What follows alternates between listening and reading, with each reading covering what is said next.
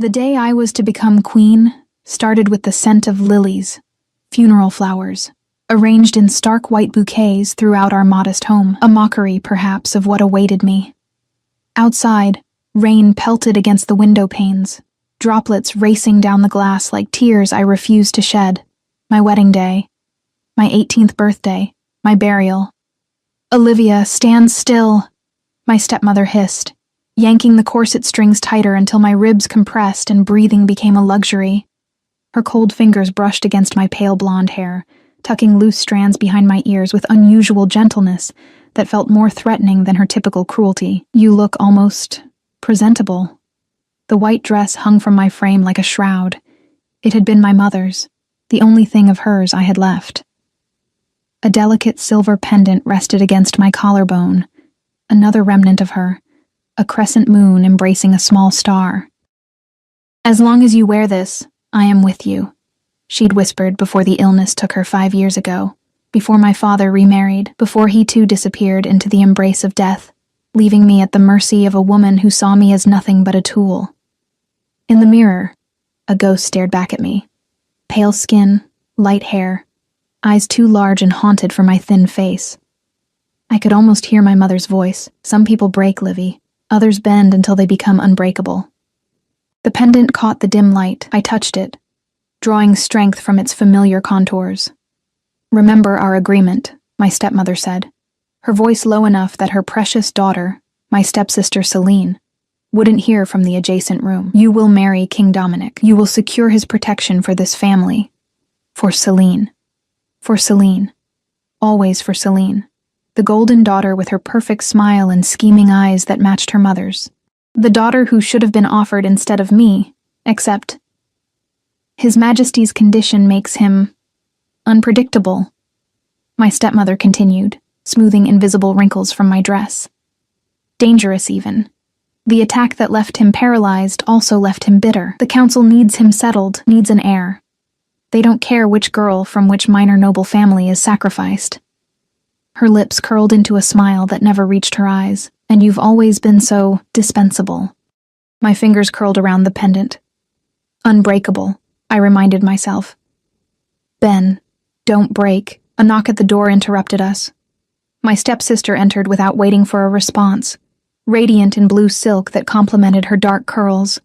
She assessed me with calculating eyes. "Well, don't you look interesting?" Her smile was sugar-coated poison. The crippled king and the unwanted daughter. How fitting. I said nothing. Words were weapons I couldn't afford to wield.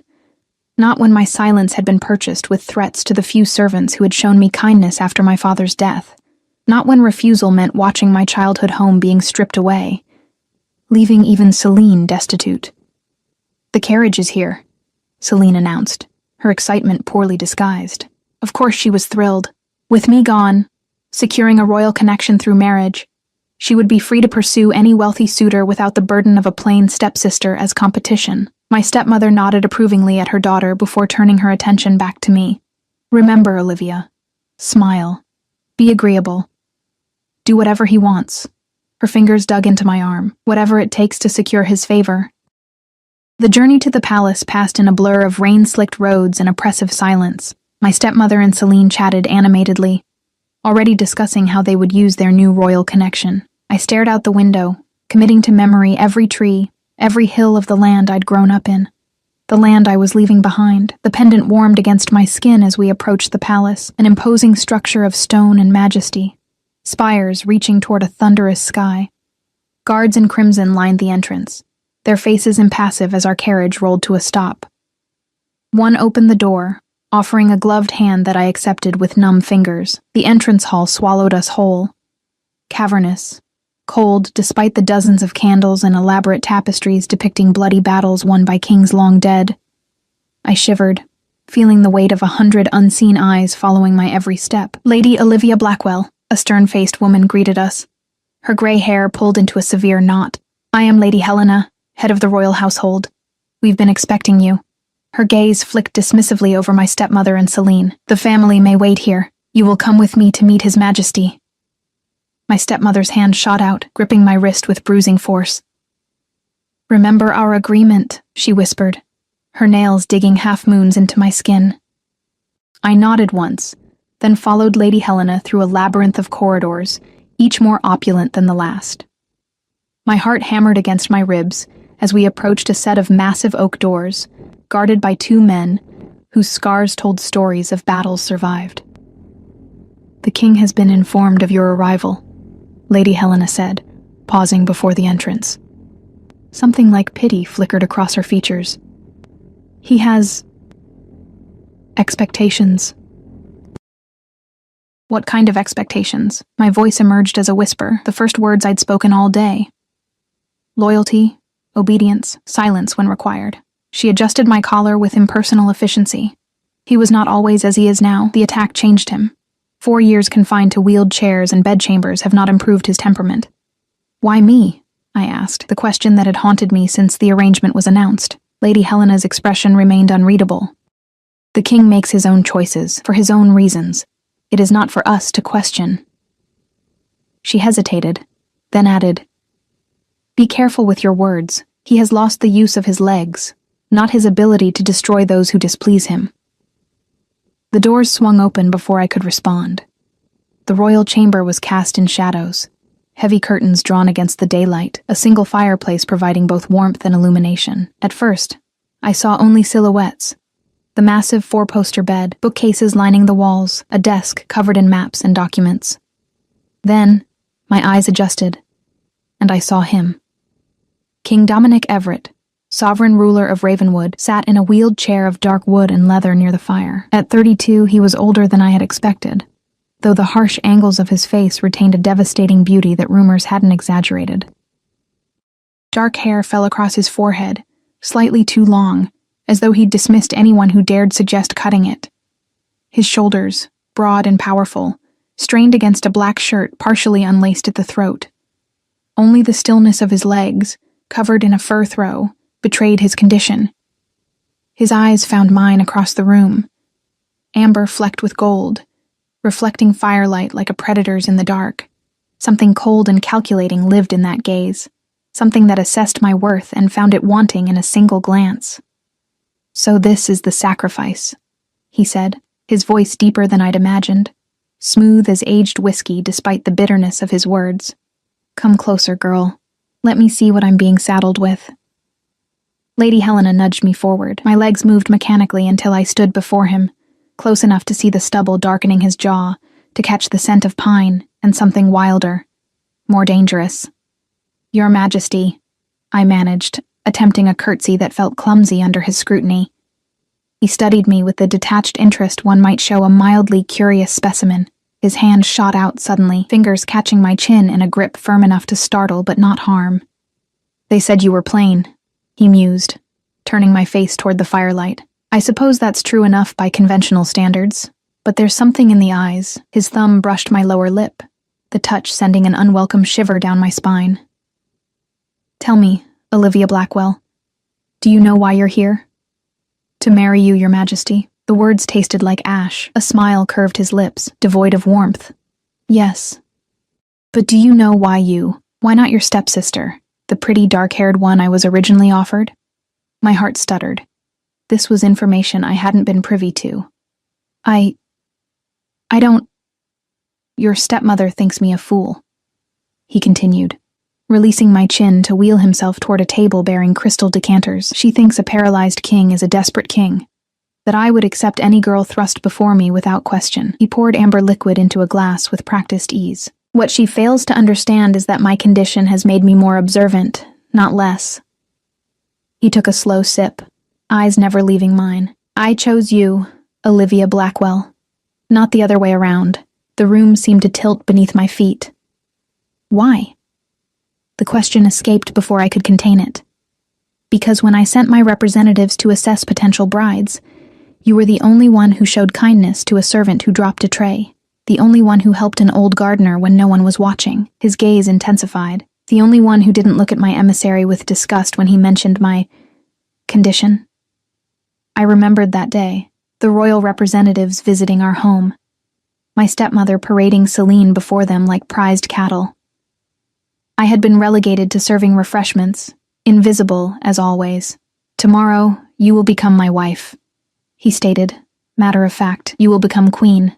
Your family will receive the protection and status they desire. He wheeled closer, until his knees nearly touched the hem of my dress. And in return, you will be mine. Completely. Do you understand what that means? I swallowed hard, the weight of his words pressing against my chest. I believe so, Your Majesty. No, he said softly, dangerously. You don't. But you will. He reached out again, this time his fingers finding the silver pendant at my throat. Something flashed in his eyes. Recognition? Surprise? An interesting trinket, he murmured, releasing it as though it had burned him. Leave now. Rest. Tomorrow comes sooner than you think. Lady Helena materialized at my side, guiding me toward the door. As we reached the threshold, the king's voice stopped us. Olivia. I turned, finding his gaze locked on mine across the dimly lit chamber. I may be broken, he said, his voice carrying an edge that raised gooseflesh along my arms, but I am far from powerless. Remember that before you consider following in your stepsister's footsteps. The doors closed behind us, with a sound like a coffin lid falling shut. Lady Helena led me through silent corridors to my temporary chambers, a luxurious prison where I would spend my last night as Olivia Blackwell, before becoming Queen Olivia Everett, wife to a king whose eyes held secrets as dark as the shadows he surrounded himself with. As the door closed behind Lady Helena, I clutched my mother's pendant, pressing my forehead against the cool window glass. Rain continued to fall, washing away the world I'd known. Tomorrow, I would become queen to a broken king who had chosen me for reasons I couldn't fathom. Tomorrow, I would step into a life I hadn't chosen but couldn't refuse. Unbreakable. I reminded myself as a single tear escaped.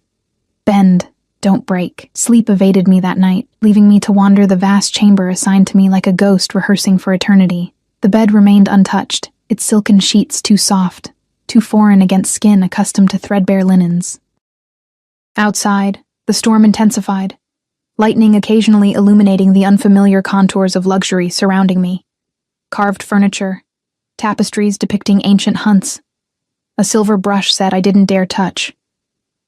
When dawn finally broke, pale and hesitant through lingering clouds, servants entered without knocking, 5 women with downcast eyes and efficient hands. They drew a bath scented with rose petals, laid out undergarments of fabric so fine it felt like betrayal against my calloused palms, and presented a wedding gown that made my mother's dress look like a pauper's rags.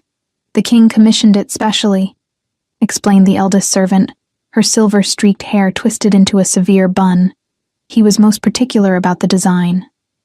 I stared at the creation, ivory silk embroidered with silver thread, pearls cascading down the bodice like frozen tears.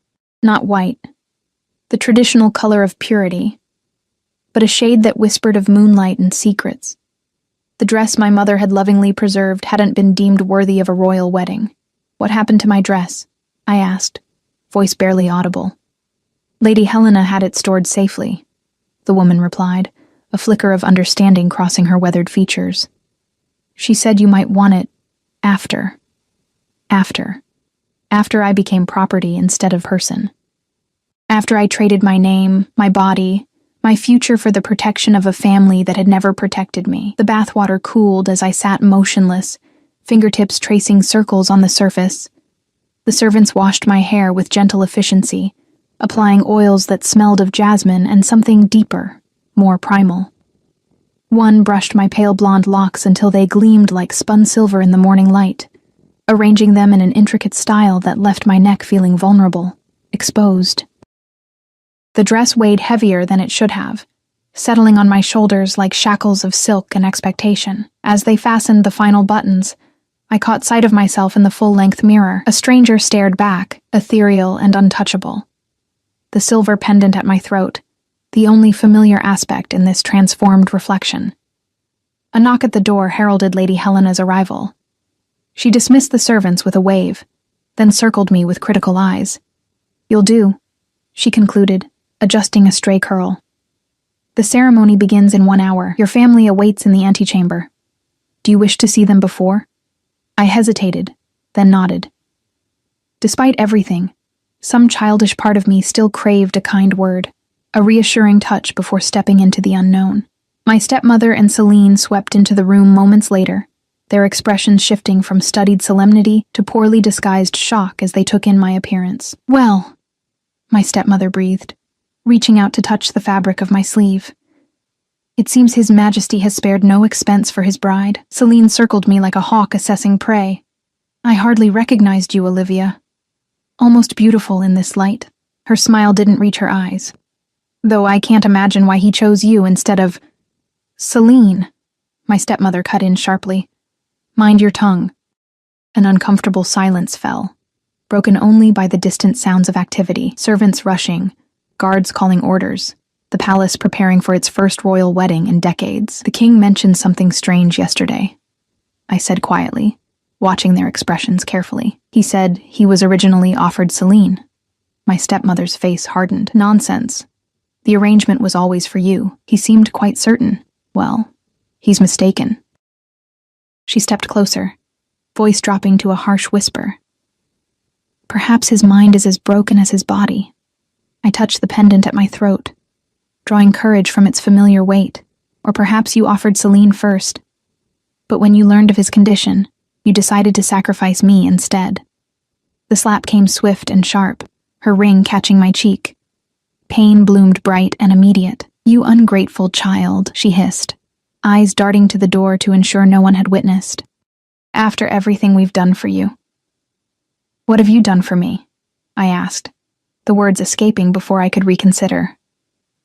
"Besides treat me like a servant in my father's home. Besides take everything he left for me. We gave you a roof, food."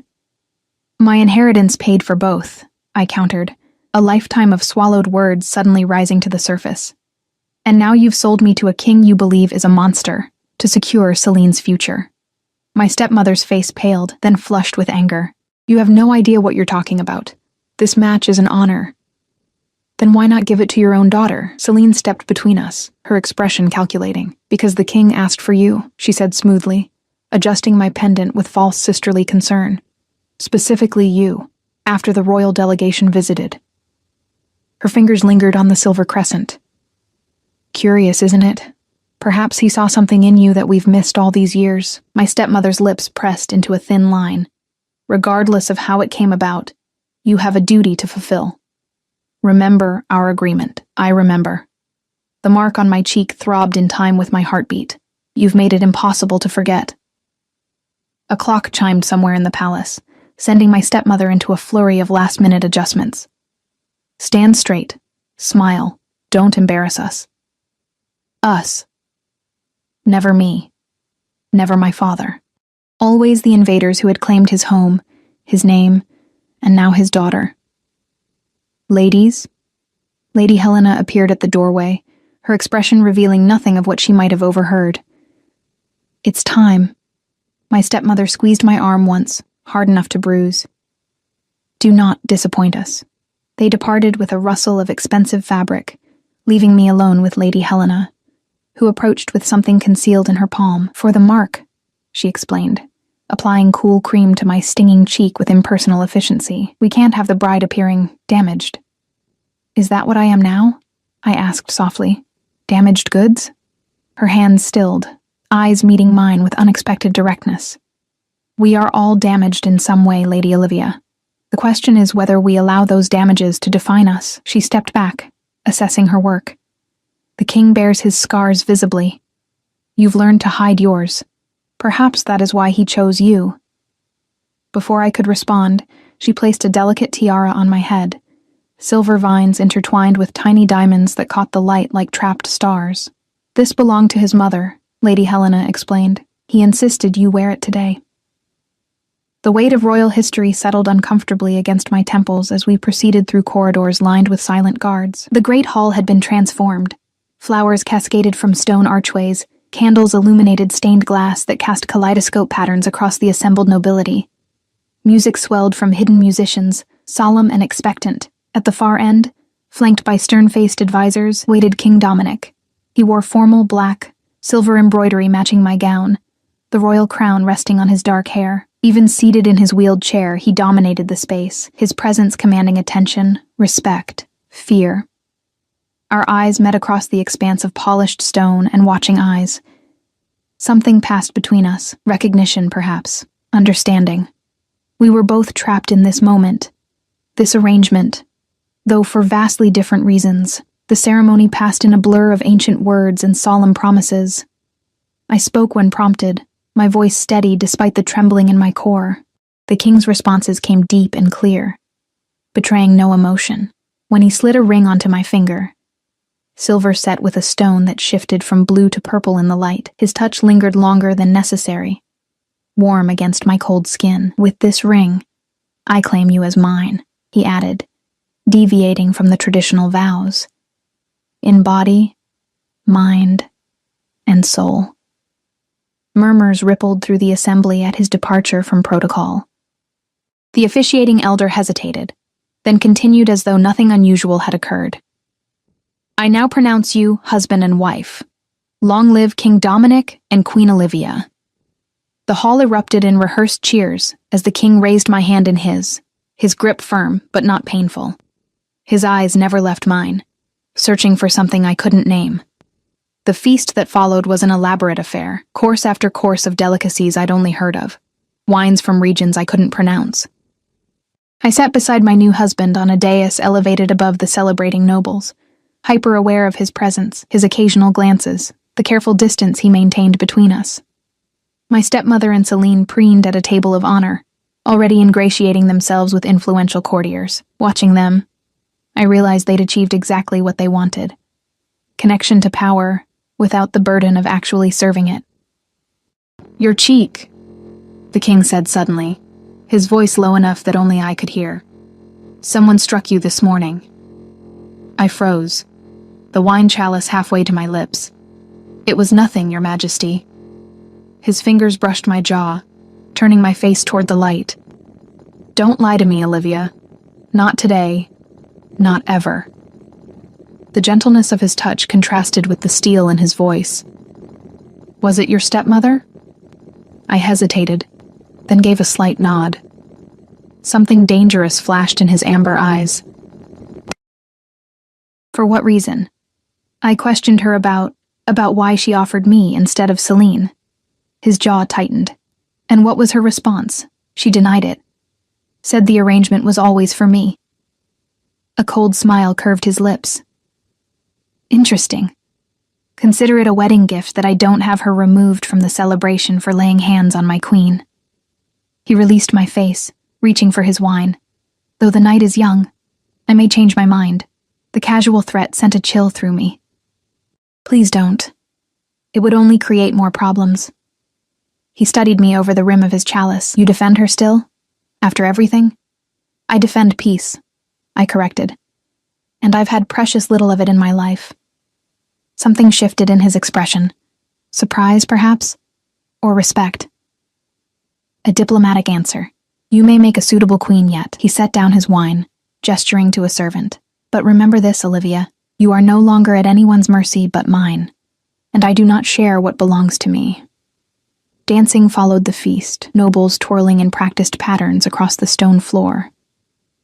I remained beside the king, watching with him from our elevated position, acutely aware of the whispers, the sidelong glances, the speculation about what would happen when night fell. They wonder if I can still perform as a man, he observed, his voice tinged with bitter amusement. If my paralysis extends to all functions, or merely my legs. Heat rushed to my face. Your Majesty. Dominic, he corrected. When we are alone, or nearly so, you will use my name. Dominic, I repeated, the syllables strange on my tongue. I don't think it's appropriate to discuss such matters here. And where would be appropriate? Our bedchamber, perhaps? His smile was wolfish, predatory. We'll get there soon enough. Before I could respond, a commotion erupted near the entrance to the great hall. Guards moved swiftly, surrounding a figure who had apparently tried to force entry. The music faltered. Conversations hushed as the disruption was dragged before the dais. A young man, perhaps 20, with wild eyes and disheveled clothes, struggled against the guard's grip. Your Majesty, he shouted, dropping to his knees. I beg an audience. My village, the northern border, we're under attack. Dominic straightened, all traces of sardonic amusement vanishing from his features. "Release him," he commanded. "Explain yourself." The guards reluctantly loosened their hold. The young man rose unsteadily, bowing low. "Forgive the intrusion, Your Majesty. I rode 3 days without rest. The Blackwood clan has crossed the border. They burned our fields, took our children." His voice broke. "They said it was payment for your sins." A hush fell over the hall. Heavy with tension and fear, I glanced at Dominic, startled by his expression. Rage, yes, but also something like guilt flashing across his features before being masked by regal control. "When did this occur?" he demanded. 5 days ago, sire. I left immediately." Dominic turned to the stern-faced man at his right. "Lord Commander Ellis, I'd learned during introductions. Assemble the Royal Guard. We ride at first light." Murmurs of shock rippled through the assembly. The king hadn't left the palace in 4 years, not since the attack that left him paralyzed. "Sire," Ellis began carefully, "perhaps it would be prudent to send—" "I said we ride." Dominic cut him off, voice brooking no argument. "I will not sit idle while my people suffer for my past actions." His gaze swept the stunned nobility. "The celebration is concluded. Return to your homes and prepare your men. Any house that fails to answer this call will be considered treasonous." The hall erupted into chaos. Nobles hurrying to depart, servants scurrying to clear tables, guards receiving hasty orders. Through it all, Dominic remained composed, issuing commands with the authority of a man accustomed to being obeyed without question. I sat motionless beside him, forgotten in the sudden shift from celebration to crisis. My wedding night, it seemed, would not proceed as the whispers had predicted. When the hall had mostly emptied, Dominic finally turned to me. "It appears our wedding night must be postponed, wife." His expression was unreadable. "Lady Helena will show you to the royal chambers. I have preparations to make." "You're truly going?" I asked, unable to mask my surprise. "But your condition—" "My condition," he interrupted coldly, "does not prevent me from leading my men. I've adapted my methods, not abandoned my responsibilities."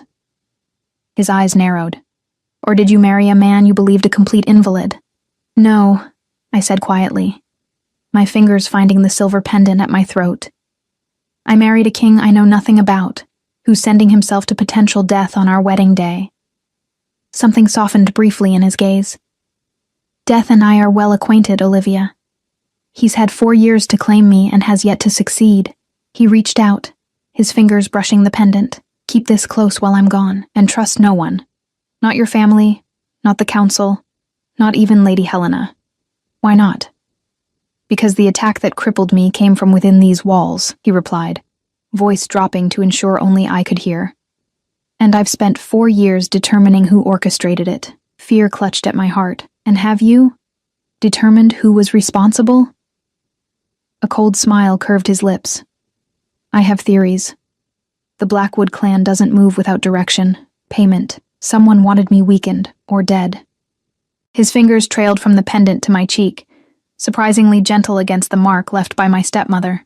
"Consider this your first lesson as queen. Everyone in this palace has motives you can't yet see." With that cryptic warning, he signaled for his attendants. 2 men materialized from the shadows, helping him navigate the wheeled chair away from the dais and toward a side entrance, leaving me alone on the throne, a new queen abandoned on her wedding day, with enemies she couldn't identify, and a husband she didn't understand riding toward danger that might have been meant for him all along. I clutched the pendant, my mother's final gift, and wondered if I would be widow before I'd truly been a wife. Morning arrived with the thunderous departure of the royal forces. Hundreds of men on horseback, armor glinting in the dawn light, banners snapping in the wind. From my chamber window, high in the eastern tower, I watched them assemble in the courtyard below. Servants scurried between mounted knights, delivering last-minute provisions and messages. Lords in polished armor sat straight back to top massive war horses, their expressions grim with purpose. At the center of this martial symphony sat, my husband of less than a day. King Dominic had exchanged his wedding finery for battle leather, reinforced with gleaming plates across his chest and shoulders.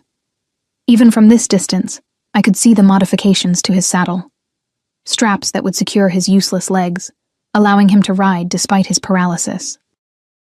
His determination was evident in every line of his body as attendants helped him mount a massive black stallion that pawed the earth with impatient hooves.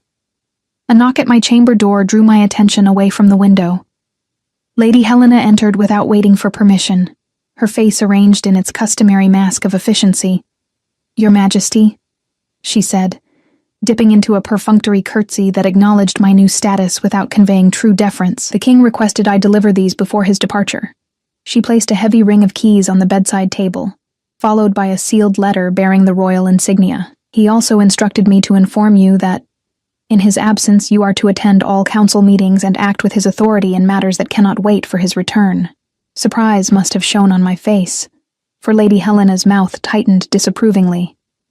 "The council will not be pleased," she continued. "They expect a figurehead queen, not a ruling one, particularly one so inexperienced."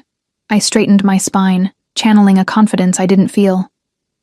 "Then they will be disappointed." A flicker of something, amusement perhaps, crossed her features before disappearing. "Indeed. The first meeting convenes at midday. I suggest you review the contents of His Majesty's letter before then." She moved toward the door, then paused. "Your stepmother has requested an audience this morning.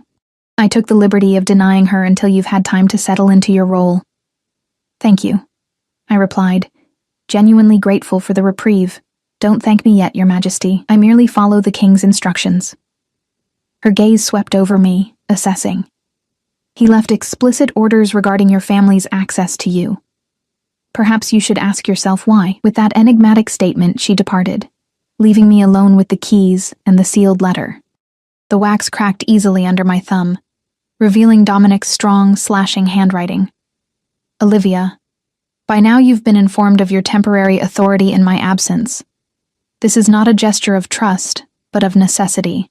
The council will attempt to manipulate you. Lord Harrington through flattery, Lady Blackthorn through intimidation, Duke Reynard through charm. Trust none of them completely. The keys grant you access to my private study adjacent to our chambers. Inside the left desk drawer, beneath a false bottom, you'll find journals detailing my investigations these past 4 years. Read them, memorize them, then burn them. Your stepmother will attempt to leverage your new position for her benefit. Whatever promises you made to her before our marriage are now void. Remember, you answer to no one but me. I ride to the northern border not merely to address the Blackwood threat, but to meet with someone who claims to have information about who orchestrated the attack that left me as I am. Should I not return, the information in those journals will be your only protection. The pendant you wear, I've seen its like before. Ask your mother's family about its origins when time permits. Until my return, I read the letter twice more, then held it to the candle flame, watching the parchment blacken and curl into ash, just as he'd instructed me to do with the journals. Outside, a horn sounded. The signal for departure.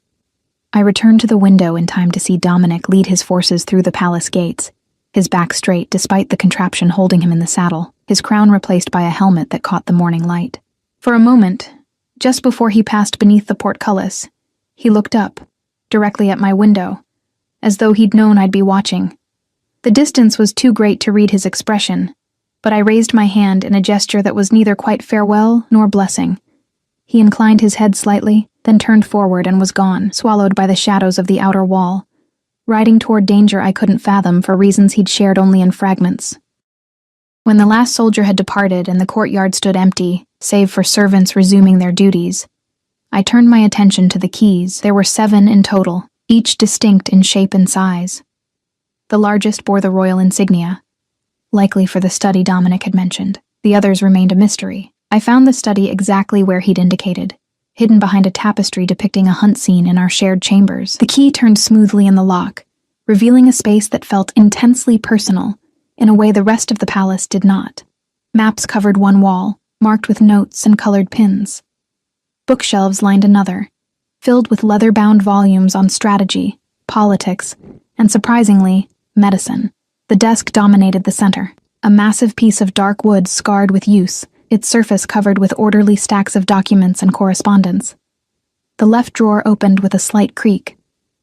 The false bottom took longer to discover, cleverly designed to appear seamless. Beneath it lay 3 journals bound in black leather, their pages filled with the same slashing handwriting as the letter. I gathered them to my chest and retreated to a chair near the window, where light would make reading easier. Hours disappeared as I immersed myself in Dominic's meticulous record of the past 4 years. The first journal began with his recovery from the attack. The pain, the rage, the humiliation of learning his legs would never again support him. His writing in those early entries was almost violent, the pen sometimes tearing through the paper with the force of his anger. They think me broken. Perhaps I am, but a broken sword can still cut if wielded with purpose. As weeks progressed into months, his focus shifted from self-pity to cold calculation. He began cataloging every noble who had visited the palace the week of the attack, every servant who had access to his chambers, every guard who might have been bribed to look away at a crucial moment. The second journal detailed his theories about who might have orchestrated his attempted assassination. The Blackwood clan, the same group now attacking the northern villages, had been the weapon, but someone else had aimed it. Someone with access, knowledge, and motive. Lord Harrington stands to gain the most financially if I die without an heir. His daughter was once promised to me before I chose another. His pride never recovered. Lady Blackthorn controls the eastern supply routes. She opposed my taxation reforms openly in council. She has connections to the Blackwoods through her late husband. Duke Reynard presents himself as my closest ally, yet his ambition is poorly disguised. He commands more men than any other noble. A regency under his control would make him king in all but name. Names and suspicions filled page after page, connections drawn between seemingly unrelated events, a web of conspiracy that expanded with each entry. The third journal, most recent and most disturbing, introduced new theories about foreign involvement, neighboring kingdoms that might benefit from Ravenwood's instability. And then, on the final pages, a name that made my blood run cold: Lord Frederick Blackwell, my father. Evidence suggests Frederick Blackwell may have been involved in the early planning stages, though he died before the attack was executed. His sudden illness raises questions. Was he eliminated because he developed a conscience, or to silence him? His widow remarried with suspicious haste. Her new husband, Lord Caldwell, has connections to the Treasury, access to funds that might have paid the Blackwood assassins. Their daughter Celine was offered as a bride, a transparent attempt to place someone loyal to them in my bed, my confidence. I chose the other daughter instead, Olivia, the one they tried to hide away, the one with her father's eyes and, I suspect, his true loyalty. The pendant she wears, I've seen its match. Frederick wore one identical to it when we met 5 years ago to discuss the border treaties. He claimed it was a family heirloom with protective properties. Superstitious nonsense, I thought then. I'm less certain now. The journal ended there, the final entry dated just 3 days before our wedding. I closed the leather cover with trembling hands, my mind reeling from revelations that reshuffled everything I thought I knew about my family, my father, my husband. If Dominic's suspicions were correct, my father had been involved in the plot that ultimately crippled the king, but had perhaps tried to withdraw, resulting in his sudden illness.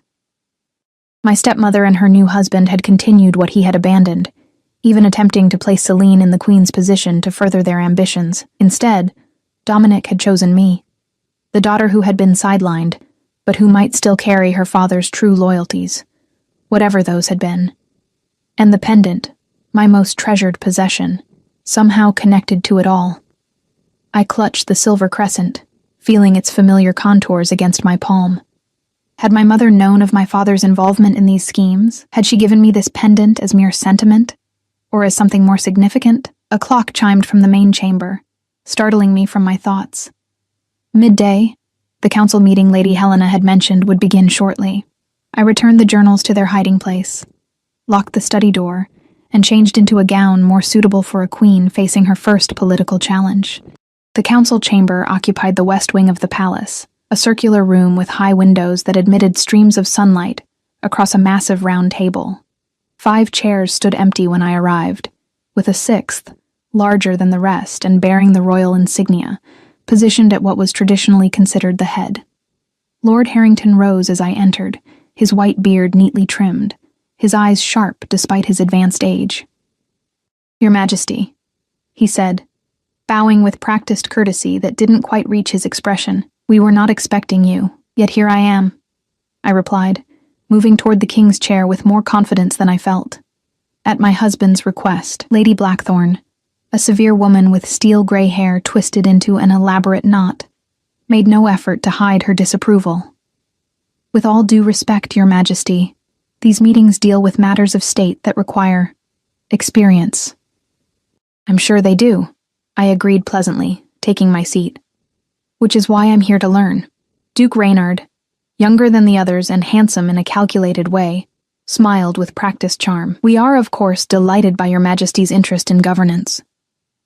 His eyes, a pale blue that reminded me of ice over deep water, assessed me with unconcealed curiosity. Though these are troubling times for such education.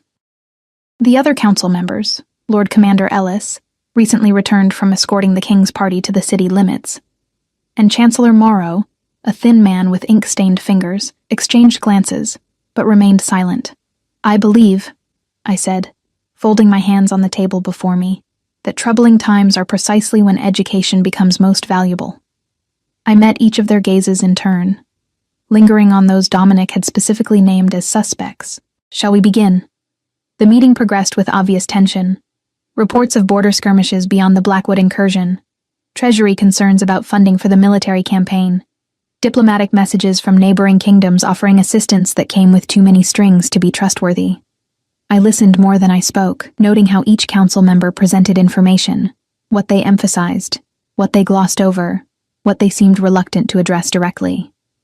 Dominic's journals had provided context I would have otherwise lacked, allowing me to recognize undercurrents in seemingly innocent discussions about supply routes and guard rotations. There is the matter of your family's new status, Your Majesty, Lord Harrington said as the meeting drew to a close. Traditional protocol grants certain privileges to the Queen's relatives. Indeed, Lady Blackthorn added with false concern. Your stepmother has already inquired about suitable accommodations within the palace. I kept my expression neutral, remembering Dominic's warning. My stepmother and stepsister are comfortable in their current residence. There's no need for them to relocate at present, but surely, Duke Reynard interjected smoothly, you would want your family close during His Majesty's absence, for comfort and support. His Majesty is my family now, I replied, rising from my seat to signal the end of the discussion. And I find I'm quite capable of managing without additional support. Frustration flickered across their faces. Subtle, quickly masked, but present nonetheless.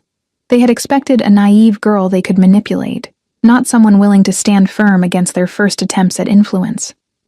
As the council members departed, Chancellor Morrow lingered, approaching my chair with a deferential bow. Your Majesty, he said softly, his voice barely above a whisper. Might I have a private word? I hesitated, then nodded, motioning for the guards to remain outside as the chamber door closed. You should know, he began, eyes darting nervously to the doorway, that the king values my discretion. I have served as his personal secretary in certain delicate matters. You've helped with his investigations, I surmised, watching his face carefully. Relief flashed across his features. Then he's told you. Good. I wasn't certain how much he would share before departing. He withdrew a folded paper from his sleeve. This arrived by messenger this morning. I thought it prudent to deliver it directly to you, rather than through the usual channels.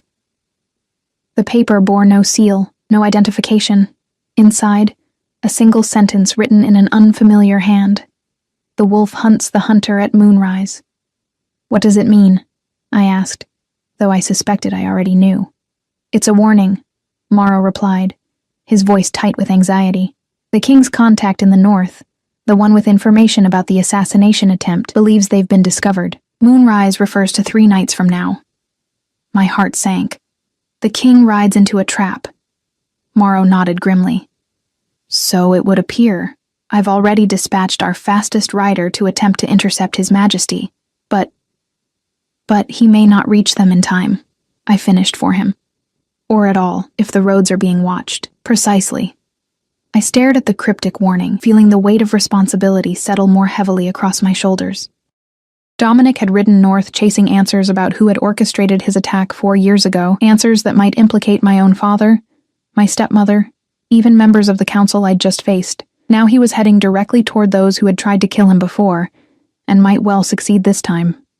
"Chancellor," I said, decision crystallizing as I spoke, "I need you to arrange a private meeting with Lady Helena immediately, and find someone who can tell me more about this." I touched the silver pendant at my throat. "Its origins, its meaning, anything." "The pendant, Your Majesty?" Confusion creased his brow. "The king believes it's significant. Connected to all of this somehow." I tucked the warning message into my sleeve.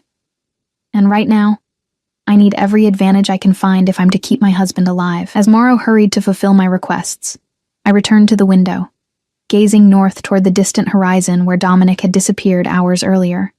The man I barely knew, the king I now served, the husband I hadn't chosen but who had, for reasons still not entirely clear, chosen me. "Be careful, Dominic," I thought, clutching the pendant that somehow connected us across bloodlines and conspiracies. The game is more dangerous than either of us realized. Lady Helena arrived at my chambers as twilight descended, casting long shadows across the stone floors. Her face betrayed nothing of her thoughts as I explained the warning message and my suspicions. "So the king rides into danger," she said when I finished, her tone matter-of-fact. "This is hardly surprising. His Majesty has never been one to choose the path of caution. Can you help me?" I asked directly. "Chancellor Morrow says you've been in service to the royal family longer than anyone. If there's information about this pendant," I touched the silver crescent at my throat, "or about my father's connection to the king, you would know it." She studied me with narrowed eyes. "Why should I help you? A queen of one day, with no claim to loyalty beyond your hasty marriage to a king, many believe won't return from this expedition." "Because Dominic trusts you," I replied. "Despite his warnings about trusting no one, he arranged for you to be my primary contact. That speaks volumes." Something flickered in her eyes, approval perhaps. "Very observant, Your Majesty. Indeed, the king and I have an understanding." She glanced at the door, then lowered her voice. "What I'm about to tell you cannot leave this room. Lives depend on it, including, potentially, yours." I nodded, pulse quickening. "Your father, Lord Frederick Blackwell, was not merely a minor noble as you've been led to believe. He was the king's spy master, his most trusted intelligence gatherer and confidant." The revelation struck like a physical blow. My father was a spy? The best in the kingdom's history. He operated a network of informants that extended beyond our borders into neighboring realms. The king relied on his intelligence to prevent 3 assassination attempts before the one that succeeded in part. Her lips thinned. "When your father died suddenly, that network fragmented. Some believe it was no coincidence that the successful attack on the king occurred barely 2 months after Lord Frederick's death." I sank into a nearby chair, mind reeling, but Dominic's journals suggested my father might have been involved in the plot against him. "A theory the king developed before recovering certain documents," Lady Helena explained. "More recent evidence suggests your father may have discovered the plot and been eliminated because of it." She approached, eyeing the pendant. "May I?" Hesitantly, I removed the necklace and placed it in her palm. She turned it over, examining the craftsmanship with expert eyes. "As I suspected," she murmured. "This is no mere trinket. The crescent moon was the symbol used by your father's most elite operatives. The star within represents an operative's child, a potential successor." Her gaze met mine, sharp with new assessment. "Your mother gave you this?" "On her deathbed," I confirmed, voice barely above a whisper. "Then she knew.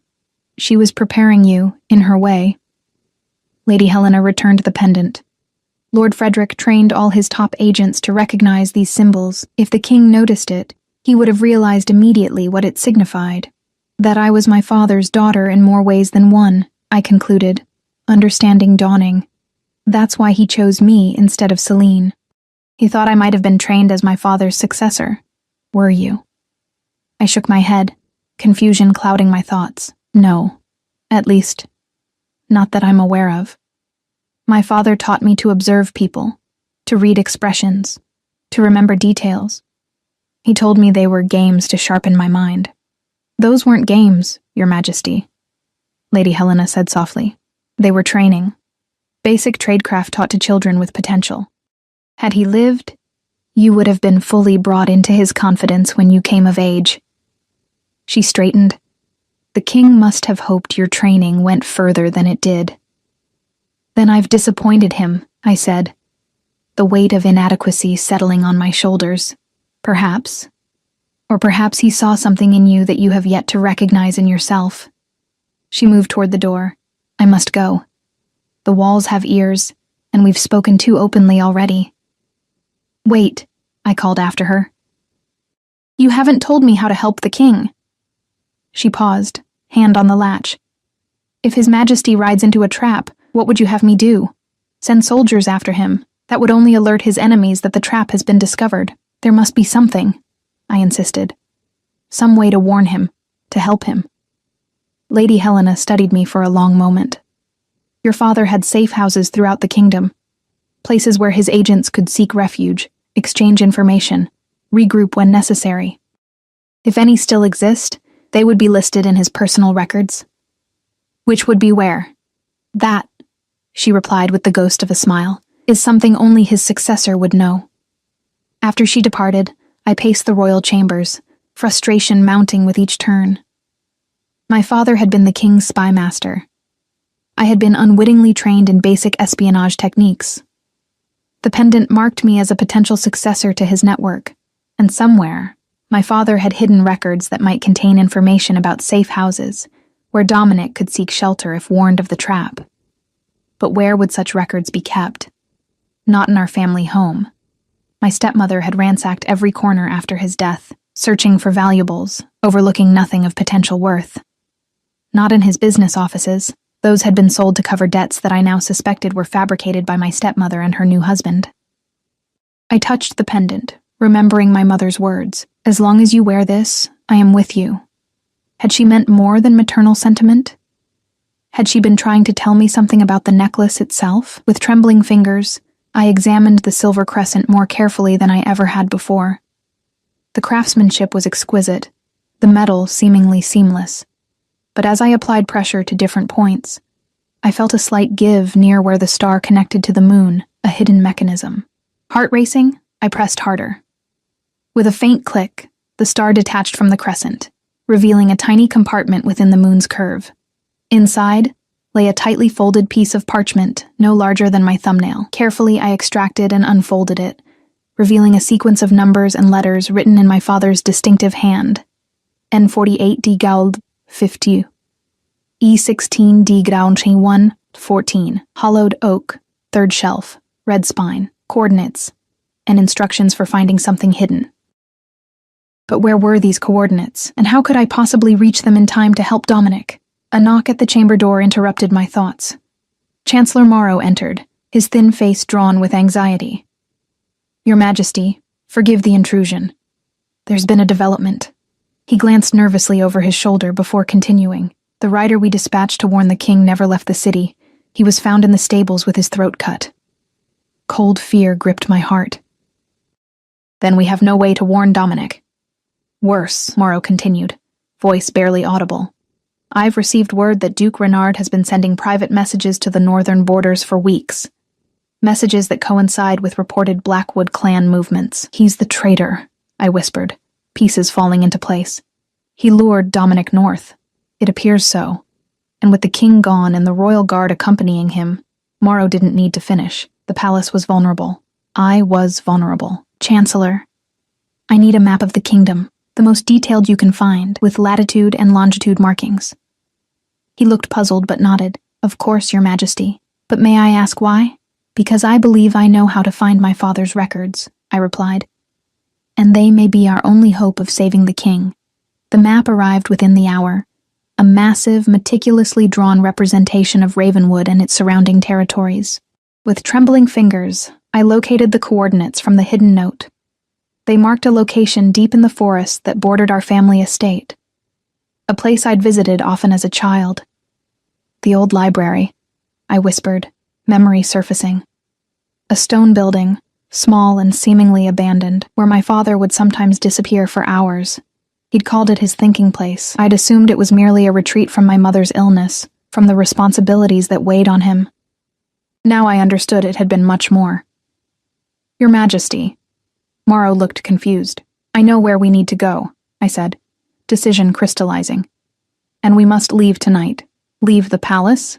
Alarm colored his voice. That would be extremely dangerous. Duke Reynard has men positioned throughout the city. If he realizes you've discovered his betrayal, then we must ensure he doesn't realize it, I interrupted. I need a trusted escort, minimal and discreet. We'll travel under cover of darkness. I studied the map again, calculating distances. If we ride hard, we can reach the location by dawn, retrieve what we need, and still have time to send warning north. Morrow looked torn between duty and fear. The council will object to your departure. The council doesn't need to know, I countered. Not until we're gone.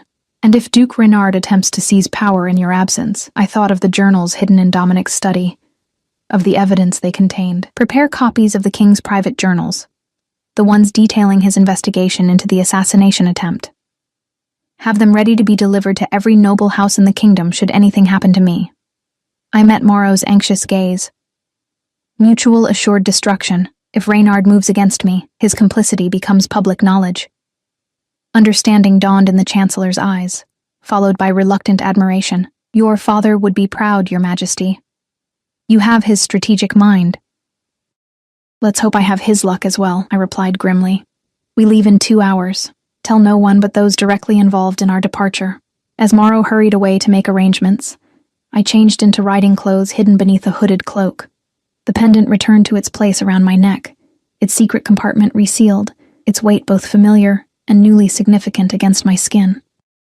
By midnight, our small party, myself, Chancellor Morrow, and 4 trusted guards, slipped through a servant's gate and into the sleeping city. The night wrapped around us like a protective cloak as we navigated narrow streets toward the eastern gate.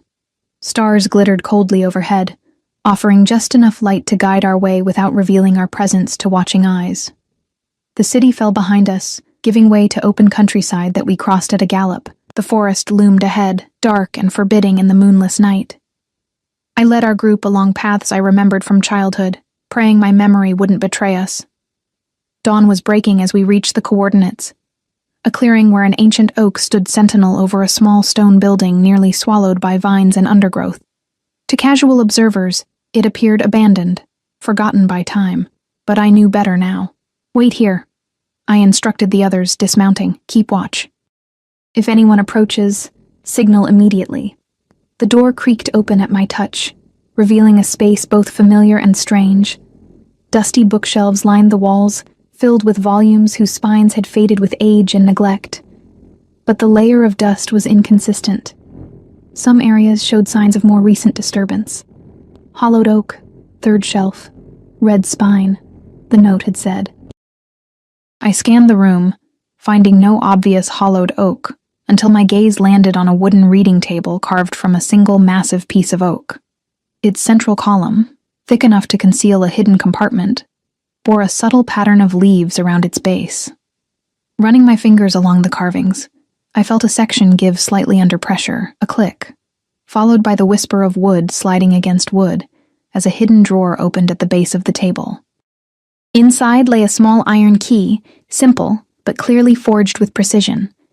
The 3rd shelf held a row of red-spined books, indistinguishable from one another at first glance.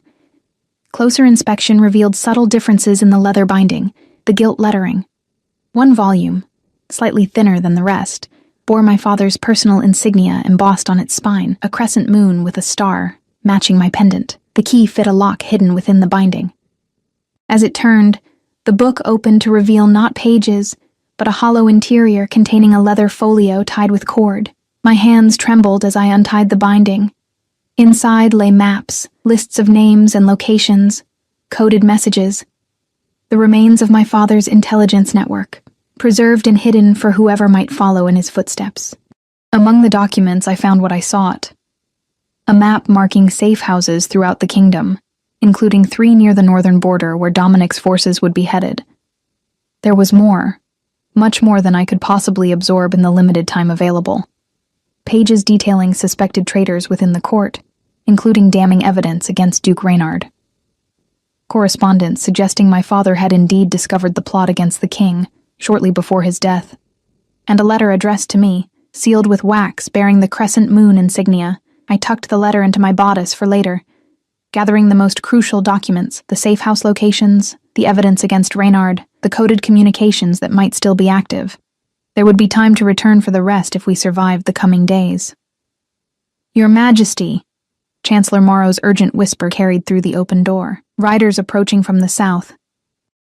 I quickly replaced the hollow book, locked the hidden drawer, and hurried outside, documents secured inside my cloak. How many? I asked, joining Morrow at the tree line where he watched the approaching dust cloud. At least a dozen, he replied grimly, flying Duke Reynard's banner. My blood ran cold. How did he find us so quickly? Someone at the palace must have betrayed our departure. Morrow's expression darkened. We're outnumbered. If they catch us, they won't, I interrupted, mind racing. We split up. You take these. I thrust the documents about the safe houses into his hands. Ride north as fast as possible. Find the king. Warn him about the trap. Tell him about the safe house at Raven's Pass. It's closest to his likely position.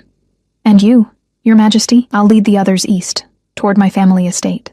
Reynard will assume I've gone running to my stepmother for protection. I patted the remaining documents hidden in my cloak. I have what I need to expose him when the time comes. Morrow hesitated. It's too dangerous. If something happens to you, then the journals you prepared will ensure Reynard falls with me, I finished for him. This isn't a request, Chancellor. It's an order from your queen. Something shifted in his expression. Respect, perhaps. He bowed his head. As you command, Your Majesty. May the gods protect you until we meet again. We mounted quickly, our party splitting as planned. I watched Morrow disappear into the northern tree line before leading my 4 guards eastward, making certain we were visible enough to be spotted by Reynard's approaching men. Ride hard, I instructed my escorts. Make them believe we're fleeing in panic. The chase began almost immediately, Reynard's men altering course to pursue us, exactly as I'd hoped. We thundered across open fields, leading them farther from Morrow's escape route with each passing minute. But Reynard's men were gaining, their horses fresher, their determination fueled by whatever rewards their master had promised. As we approached a river crossing, I made another split decision. Continue east, I ordered 3 of the guards. Make it obvious. Draw them away. To the 4th, the youngest, barely more than a boy, I handed a sealed document I'd hastily prepared, using evidence from my father's cache. Take this to Lady Helena. Tell her to deliver copies to every noble house if I don't return to the palace by nightfall. Fear and determination warred in the young guard's face. What about you, Your Majesty? I'm taking a different path, I replied, turning my horse toward a narrow trail that led south through dense underbrush. Now go. All of you. They obeyed without further question, the 3 decoys thundering eastward across the river, drawing most of Reynard's men with them. The 4th slipped away northwestward, taking a circuitous route back toward the capital. I urged my horse down the nearly invisible trail, branches whipping against my cloak as we plunged deeper into the forest. Behind me, I heard shouting as Reynard's men split their forces, having spotted my diversion. At least 2 riders were now in pursuit of me, crashing through the undergrowth with little attempt at stealth. The trail narrowed further, forcing me to slow my pace. My horse snorted nervously, sensing my anxiety as the sounds of pursuit grew closer. The path descended sharply, following a stream that cut through rocky terrain. Ahead, the trees thinned, revealing what I'd been searching for: a waterfall cascading into a deep pool, surrounded by moss-covered boulders. Another childhood memory, another of my father's thinking places, that I now recognized for what it truly was: an escape route. Dismounting quickly, I removed my cloak and draped it over a branch extending over the pool, evidence for my pursuers to find. With a sharp slap to its flank, I sent my horse galloping onward, deeper into the forest. The shouts grew closer as I slipped behind the waterfall, finding the narrow passage my father had once shown me. In case of emergency. Water soaked my clothes as I squeezed through the opening into a small cave beyond. Some secrets aren't meant for sharing, Livy, my father had said, except with those you would trust with your life. I pressed deeper into the cave system, guided by fading memory and desperate hope, the sounds of pursuit lost beneath the rush of falling water. The passage twisted, narrowed, then opened into a larger chamber where a small boat lay hidden beneath an oilcloth covering. The underground stream would carry me away from danger, to a small fishing village if I navigated correctly, where I might find allies among those who still remembered my father with loyalty. As I uncovered the boat, my fingers brushed against something carved into its wooden seat. A crescent moon embracing a star, my father's legacy, guiding me still. Behind me, muffled voices echoed from the cave entrance. Reynard's men had found the passage. With no time to lose, I pushed the small craft into the dark water and climbed aboard, surrendering to the current that pulled me into the unknown. Whether I would reach the king in time, whether Morrow would successfully deliver his warning, whether I would survive to see Dominic again, all remained uncertain as darkness enveloped me. But one thing had become crystal clear. I was indeed my father's daughter, and I would fight with every skill, every resource, every ounce of courage I possessed to protect the kingdom he had served, and the king I had married. The underground river carried me through darkness for what felt like hours, its currents alternating between gentle glides and heart-stopping rushes through narrowed passages. My world contracted to immediate sensations, the cold water occasionally splashing over the boat's edge, the scrape of stone against wood when the tunnel walls drew too close, the distant drip of water marking the passage of time. When light finally appeared, a pale blue glow ahead that gradually strengthened, I felt as though I was being reborn. The tunnel widened into a cavern where the river slowed, flowing peacefully toward an opening partially concealed by a curtain of trailing vines. Beyond them, daylight beckoned. I guided the small boat through the natural curtain and emerged into late afternoon sunshine. The river joined a larger waterway that curved through a meadow dotted with wildflowers. In the distance, smoke rose from chimneys, the fishing village I remembered from childhood visits with my father. My clothes had nearly dried during the long journey underground, but I still presented a disheveled appearance as I steered toward a weathered dock where several fishing boats were moored. An old man looked up from mending nets, his weathered face registering surprise as I approached. "Well now," he said, helping secure my boat with gnarled hands strong despite their age. "Been a long while since anyone came down the old escape route." His eyes narrowed with assessment. "You've got Frederick's look about you. His daughter, are you?" I nodded, surprised by the recognition. "Olivia." "Thought as much. He spoke of you often." He glanced around cautiously before continuing. "Word spread about your marriage to the king, and other things too. Men asking questions, offering coin for information about any strangers passing through." He helped me onto the dock. "Come. You'll be wanting Marta's place. It's safe there." He led me through the village, taking a circuitous route that avoided the main pathways. Curious eyes watched from windows and doorways, but no one approached or called out. The atmosphere felt charged with unspoken tension. Marta proved to be a stern-faced woman of middle years, whose expression softened almost imperceptibly when my guide mentioned my father's name. Her cottage sat apart from the others, surrounded by a garden of herbs and flowers that provided both beauty and privacy. "Frederick's girl," she said, ushering me inside. "We wondered if you'd ever find your way here." She bolted the door behind us. Timing's either blessed or cursed, depending on how you look at it. "What do you mean?" I asked as she bustled about, setting water to boil and laying out bread and cheese on a scarred wooden table. "King's forces passed near here 2 days ago, headed for the northern border." She cast me a pointed look, and yesterday, another group followed, men without banners, moving silent as shadows, tracking the king's path. My heart sank. "How many?" 24, maybe more, well-armed, not Blackwood clan, too disciplined for those forest rabble. She placed a steaming mug before me. "Drink. You look half-drowned and fully exhausted." I sipped the herbal brew, its warmth spreading through my chilled body. "I need to get word to the king. He's riding into a trap." Marta exchanged glances with the old fisherman. "Jonas might help with that. His grandson's one of the fastest riders in the region." Jonas nodded. "Boy knows the forest paths better than the royal scouts. Could reach the king's camp by midnight if he leaves now." Hope flickered to life within me. "I can pay well for his service, and the king's gratitude would be substantial." "No need for payment," Marta said firmly. "Your father saved my son's life once. Called in favors to get him pardoned after he was caught up in that smuggling business 10 years back." Her eyes softened with memory. "Said everyone deserved one mistake without paying for it forever." Jonas slipped out to find his grandson, while Marta provided clean clothes and a place to wash the cave dust from my skin and hair. By the time I emerged, feeling somewhat restored, a message had been drafted, and a young man with alert eyes stood ready to deliver it. "Tell no one but the king himself," I instructed, pressing the sealed note into his hand. "And give him this as proof of who sent you."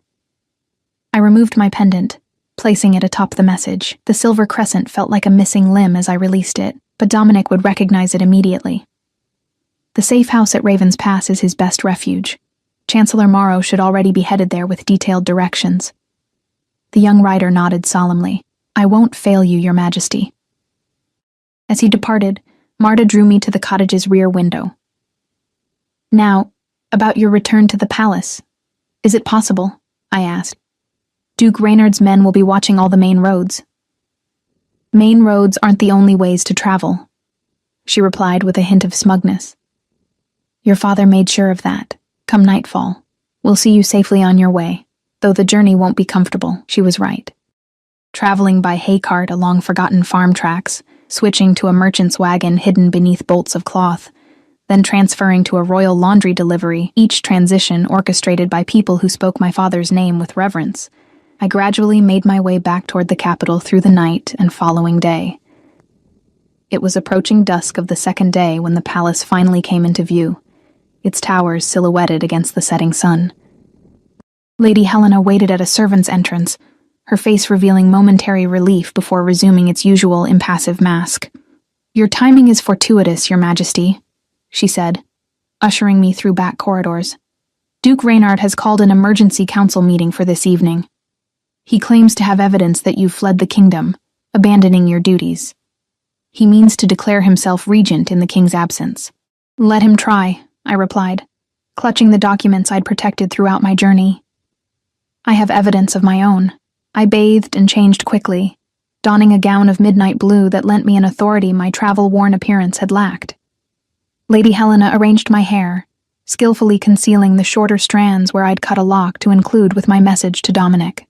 "The council gathers in the East Chamber in 1 hour," she informed me, securing the final pin.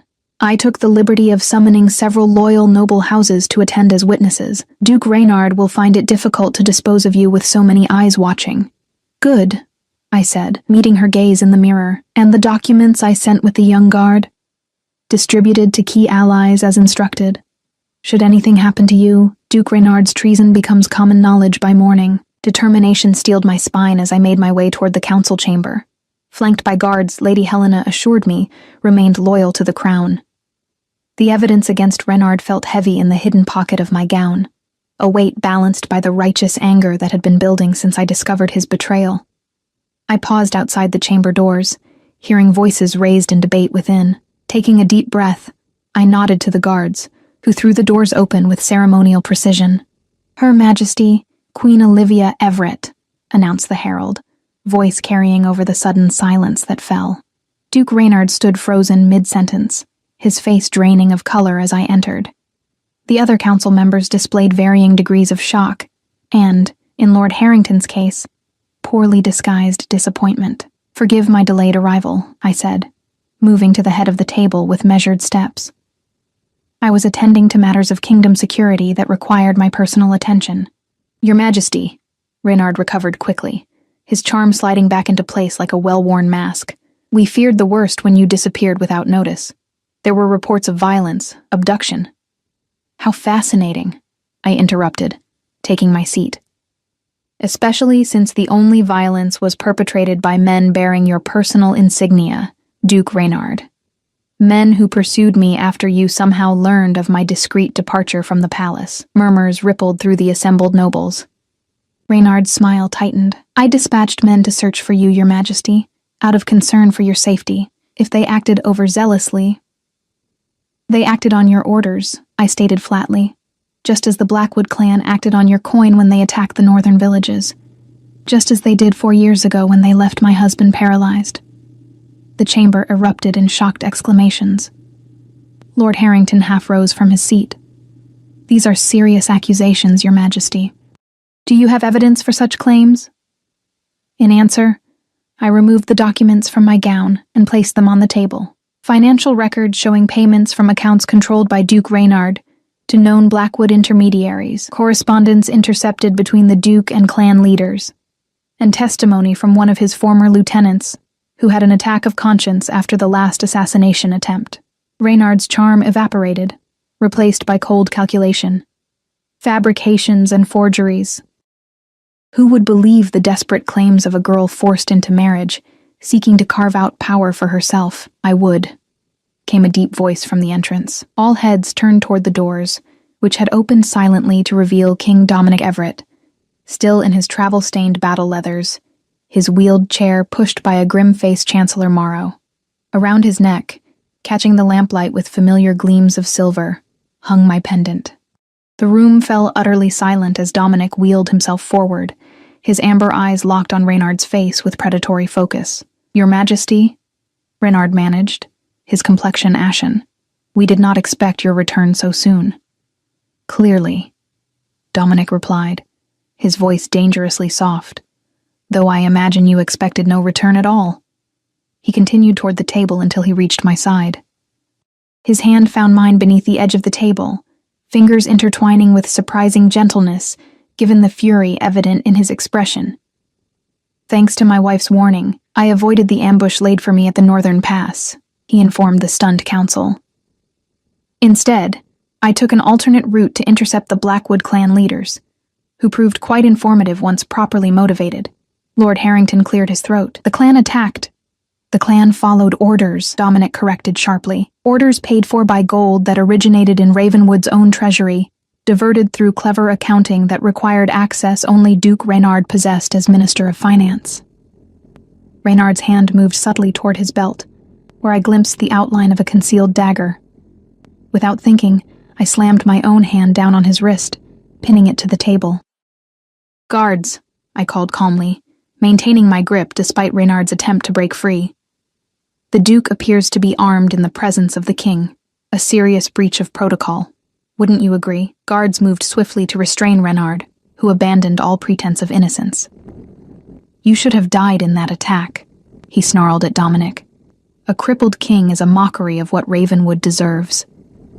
And yet this crippled king managed to outmaneuver you at every turn," Dominic replied evenly, with significant help from his queen. His thumb brushed across my knuckles in a gesture both possessive and appreciative. "Take him to the dungeons. We'll determine his full list of conspirators before his execution." As Reynard was dragged away, hurling threats and accusations that fell on deaf ears, Dominic turned to the remaining council members. "This session is adjourned. Lord Harrington, Lady Blackthorne, remain. We have matters to discuss regarding your potential knowledge of these events." The chamber emptied quickly, leaving only the four of us and a pair of trusted guards. I made to withdraw my hand from Dominic's, but his grip tightened, keeping me anchored to his side. "Your Majesties," Lord Harrington began nervously, "I assure you I had no knowledge of Duke Reynard's treasonous activities." "A claim we will investigate thoroughly," Dominic replied. "For now, you are both relieved of your council duties pending that investigation." Lady Blackthorne's face tightened with anger, but she offered a stiff bow before departing, Lord Harrington following with considerably less composure. When the doors closed behind them, Dominic finally released my hand, turning his wheeled chair to face me directly. For a long moment, he simply studied my face, his expression unreadable. "You saved my life," he said finally. "You chose me for a reason," I replied. "I simply proved your judgment sound." A smile, the first genuine one I'd seen from him, briefly softened his features. He reached up to remove my pendant from around his neck, holding it between us. "Your father wore its twin. Did you know that?" I nodded. "I've learned much about him these past days. He was a good man, loyal to the crown, to the kingdom." Dominic's fingers traced the silver crescent. "When I received your warning with this attached, I knew I could trust it completely. The daughter of Frederick Blackwell would not use his symbol falsely." He reached out, brushing a strand of hair from my face with unexpected tenderness. "You're like him in many ways. Observant, resourceful, brave beyond reason." His hand lingered against my cheek. "But you're also entirely yourself, Olivia. A queen who proved her worth within days of wearing the crown." Something warm unfurled in my chest at his words, at the respect evident in his gaze. I did what was necessary. You did what few would have dared, he corrected, lifting the pendant. May I? I turned, allowing him to fasten the necklace around my throat, his fingers brushing the sensitive skin of my neck in a touch that sent shivers down my spine. The familiar weight of the silver crescent settled against my skin, comforting in its return. There is much still to do, Dominic said, as I turned back to face him. Reynard's conspiracy likely extends further than we yet know. The Blackwood clan remains a threat to be neutralized, and the council requires restructuring with members we can trust. We'll face it together, I replied with newfound confidence. His amber eyes studied me with an intensity that made my breath catch. When I chose you as my bride, I sought a political alliance with Frederick Blackwell's daughter, a strategic decision to acquire your father's loyalty and resources. His voice dropped lower. I did not expect to find a partner, an equal, nor did I expect to find purpose in a marriage forced upon me, I admitted, or to discover strength I didn't know I possessed. Dominic took my hand again, his thumb tracing circles on my palm. The question becomes, what do we do with this unexpected development? A king and queen who might actually be well matched beyond political convenience. We rule, I said simply. We rebuild what Reynard and his conspirators sought to destroy. We make Ravenwood stronger than it was before. And us? He asked, vulnerability briefly visible beneath his usual control. What becomes of us, Olivia? I considered the man before me, damaged yet undefeated, hardened by betrayal, yet capable of trust, a king who had recognized my potential when even I had failed to see it. Not the monster my stepmother had described, but not a simple man either. Complex, challenging, worthy of respect. And perhaps in time, worthy of more. We begin again, I suggested, squeezing his hand gently, not as strangers forced together by circumstance, but as allies who chose each other knowingly. We learn each other. We build something real from an arrangement that started as false. The intensity in his gaze softened slightly. A courtship after marriage. Unconventional. We seem to excel at unconventional approaches, I pointed out with a small smile. He laughed then, a rich, genuine sound I'd never heard from him before. Indeed we do. His expression grew serious once more. I cannot promise to be an easy husband, Olivia. The damage done to me goes beyond my legs. There are dark days when bitterness consumes me, when rage at what was taken threatens to overwhelm reason, and I cannot promise to be a pliant, agreeable wife, I countered. I've discovered a spine of steel these past days, and I don't intend to surrender it, even for my king. I would not want you to, he replied immediately. Your strength is what saved us both. A comfortable silence fell between us, filled with new understanding and possibilities neither of us had imagined days earlier. Outside, the sun had set completely, stars emerging in a clear night sky visible through the high windows. Your stepmother and stepsister have fled the city, Dominic informed me, breaking the silence. They departed shortly after news spread of Reynard's arrest. I felt a curious detachment at this information. The women who had dominated my life for years suddenly seemed insignificant, reduced to footnotes in a story that had expanded far beyond their influence. Let them go, I decided. They've lost everything they schemed for. That's punishment enough. Dominic nodded, approval evident in his expression, merciful. Your father would be proud. I hope so, I said softly, touching the pendant. I've only just begun to understand his legacy. A legacy you'll continue in your own way. Dominic wheeled his chair slightly back. I should allow you to rest. You've endured much these past days. As he turned to leave, I found myself unwilling to end our conversation.